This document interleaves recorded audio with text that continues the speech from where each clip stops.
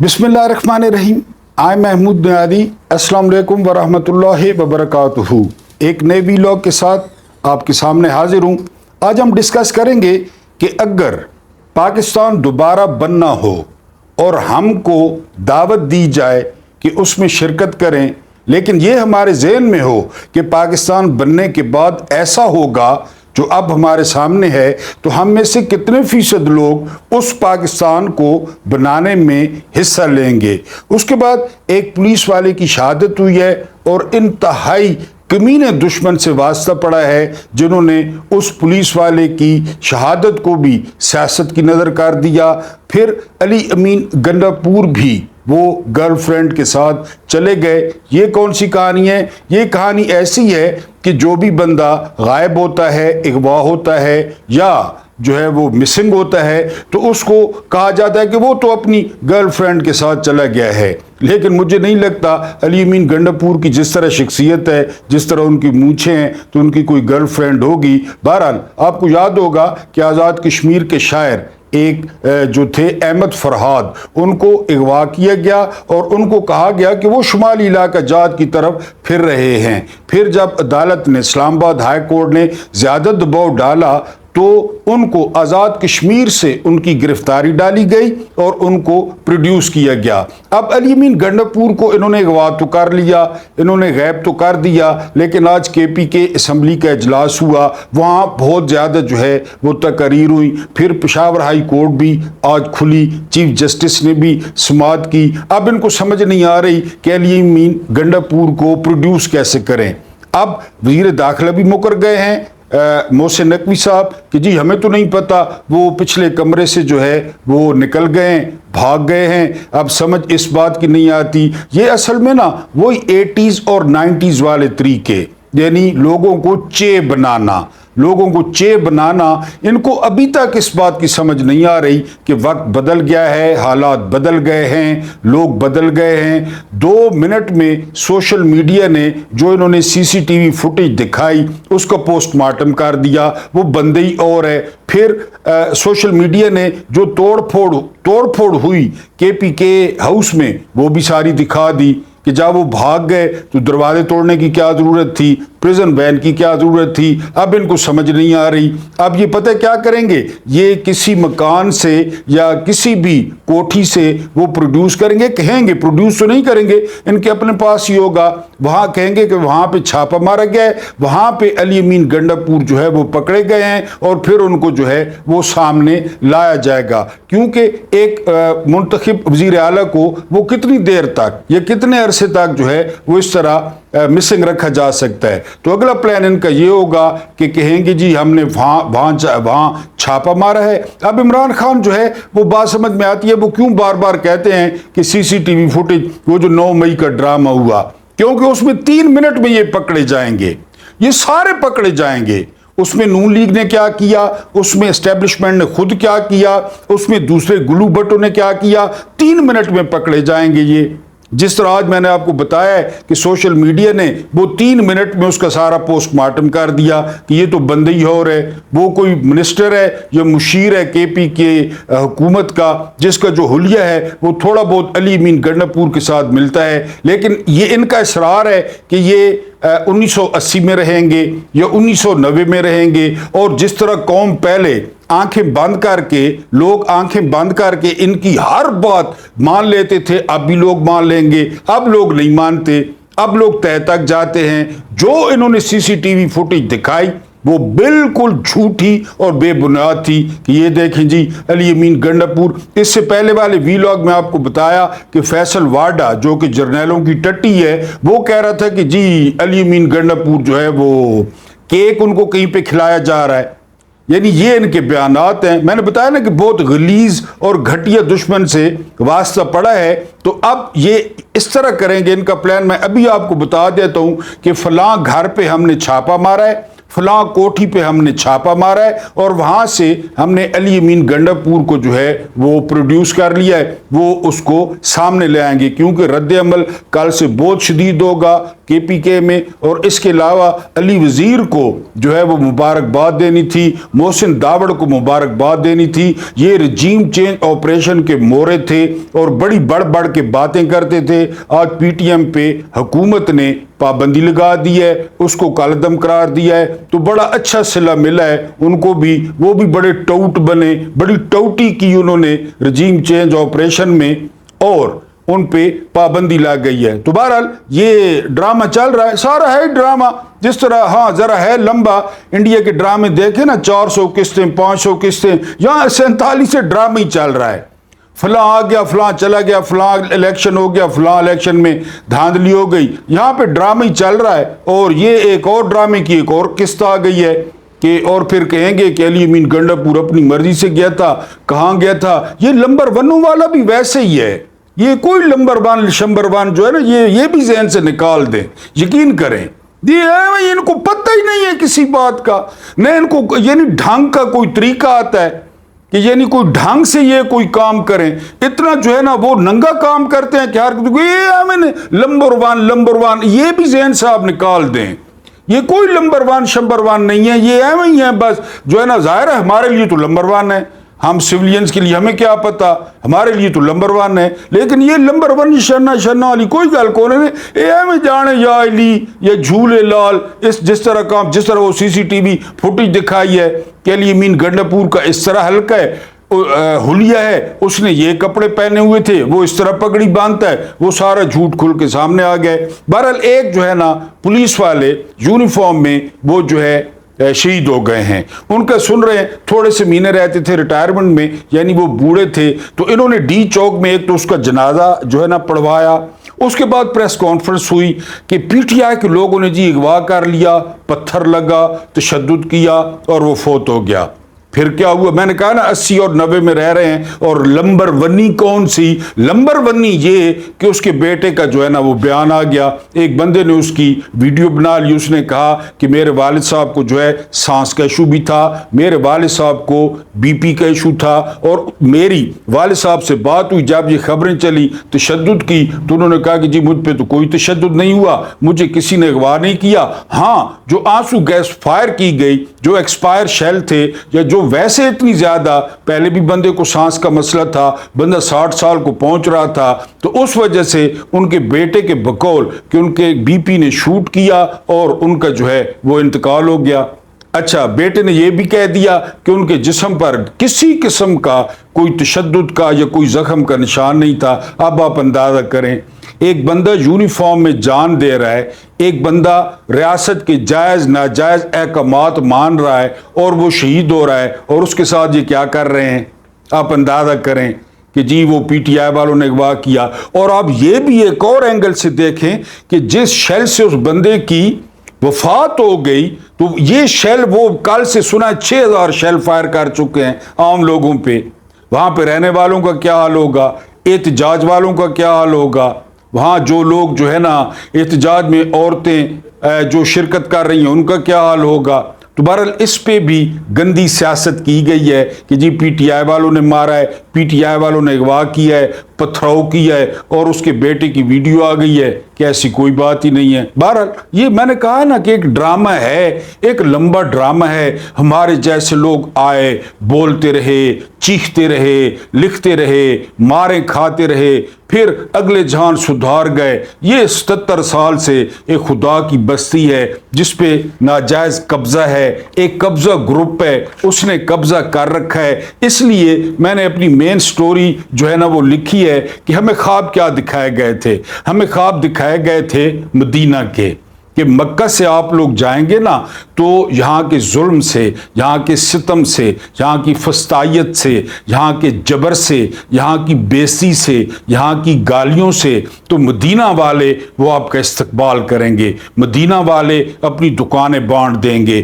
مدینہ والے اپنے گھر بانٹ دیں گے، مدینہ والے آپ کو جو ہے وہ بھائی بنا لیں گے، اور وہاں پہ امن ہوگا، وہاں پہ بھائی چارہ ہوگا، وہاں پہ شانتی ہوگی، بالکل बिल्कुल जिस तरह मक्का वाले मदीना में आए और बस गए और इतना पसंद आया रिसालत माब सल्लल्लाहु अलैहि वसल्लम को मदीना कि वहां पे वो बस रहे, पक्के के पक्के क़यामत तक वो वहां पे बस रहे।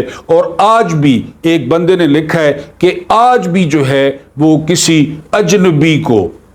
अजनबी को जो है वो मोहम्मद से तशबीह देते हैं, यानी मैं तशबीह से मुराद है कि वो समझते हैं, और उसके दोस्त को सिद्दीक जो है वो कहते हैं और हबीब कहते हैं।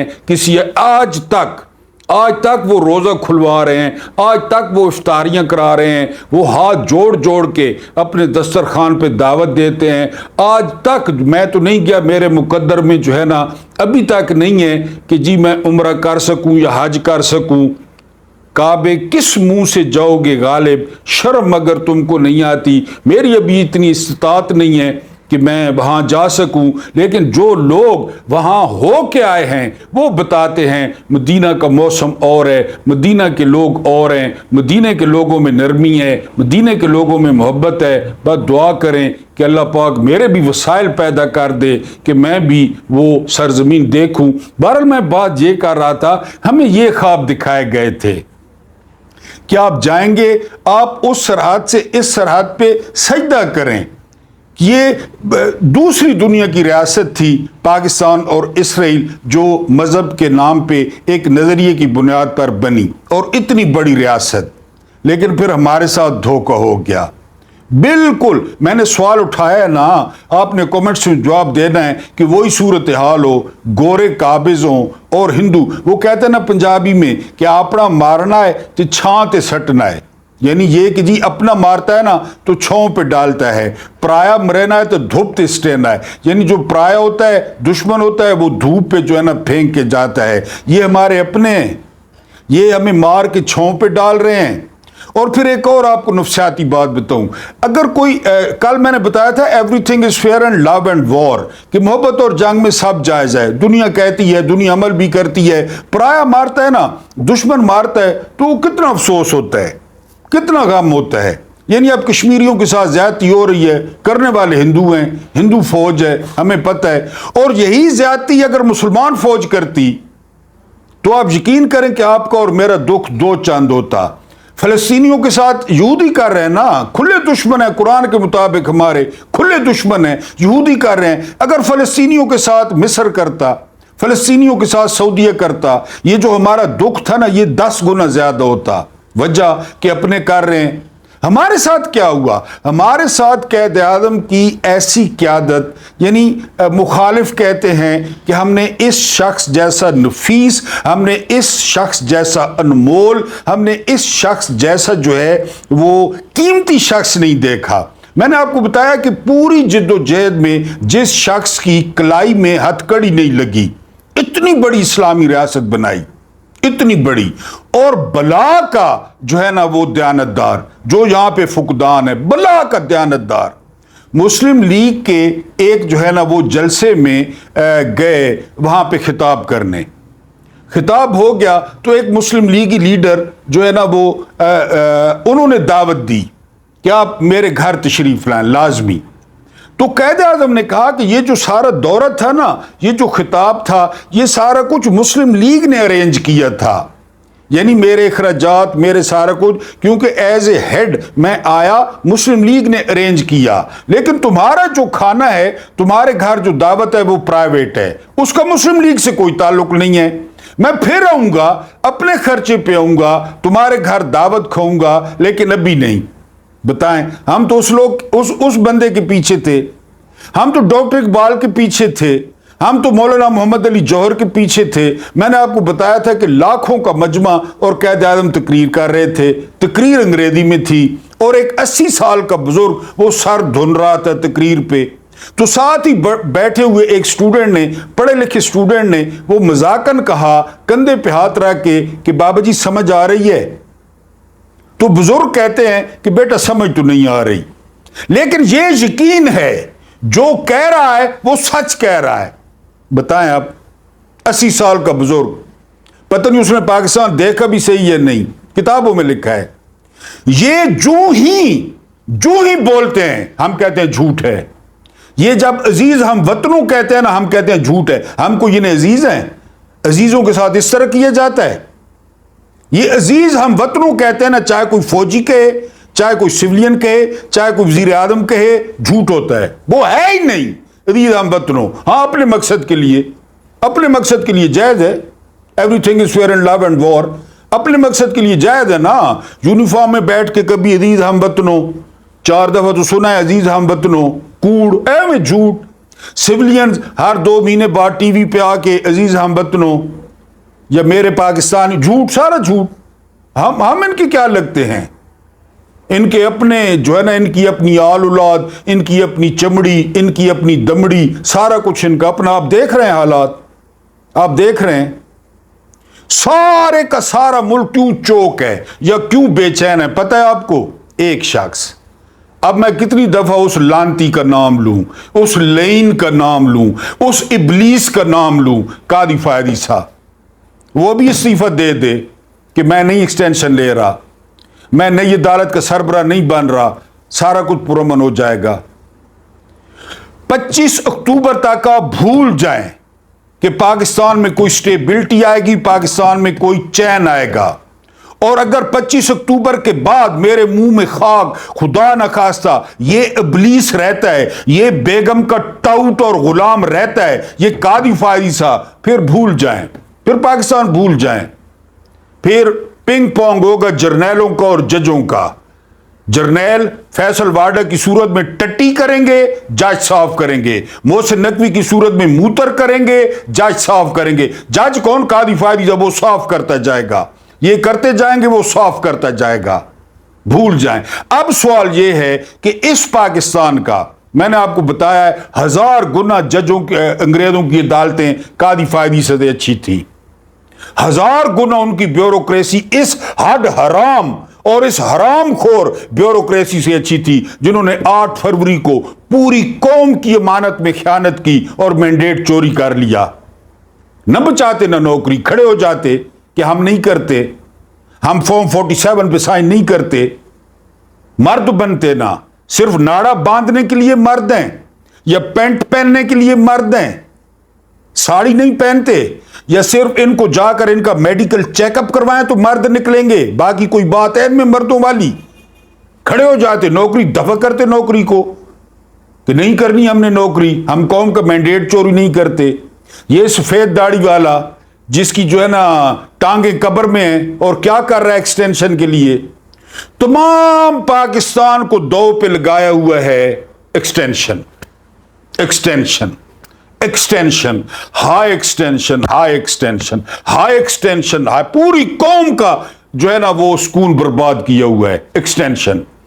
پہلے نمبر پہ ایکسٹینشن، دوسرے نمبر پہ عمران خان۔ اس ملک میں نہ بھوک ہے، نہ اس ملک میں جو ہے نا کوئی مسئلہ ہے، نہ اس ملک میں غربت ہے، نہ اس ملک کے 94% لوگ ملک چھوڑ کے جا رہے ہیں، کوئی مسئلہ نہیں۔ 2 مسئلے ہیں، ایک ایکسٹینشن اور ایک جو ہے وہ قاضی فائد عیسیٰ۔